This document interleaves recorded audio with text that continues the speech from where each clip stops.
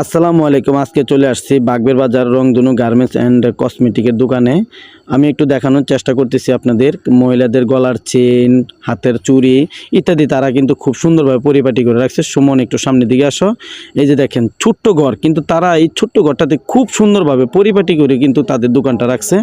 এখানে কিন্তু শীতের বস্ত্র এবং আপনাদের জেন্টস লেডিস উভয়ের কিন্তু কাপড় চোপড় পাওয়া যায়। থান কাপড় এবং মহিলাদের বিভিন্ন ধরনের সরঞ্জাম এখানে পাওয়া যায়।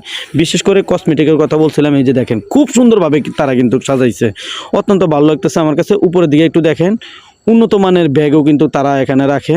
কথা হচ্ছে আপনার দৈনন্দিন জীবনে যা দরকার সবই কিন্তু এখানে পাওয়া যায়।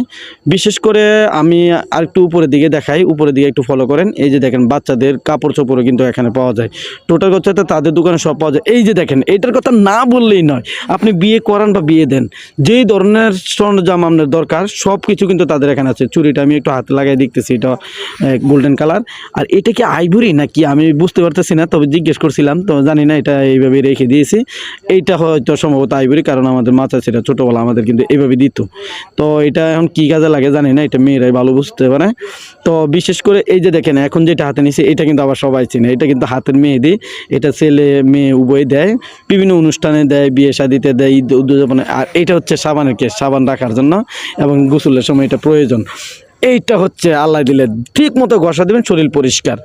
টোটাল কথা আপনি পাবেন না এখানে এমন কিছু নাই।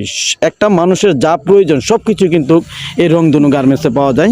বাগবের বাজার, এটা কিন্তু আপনার মোটরসাইকেল স্ট্যান্ডের বাম পাশে বাগবের বাজার।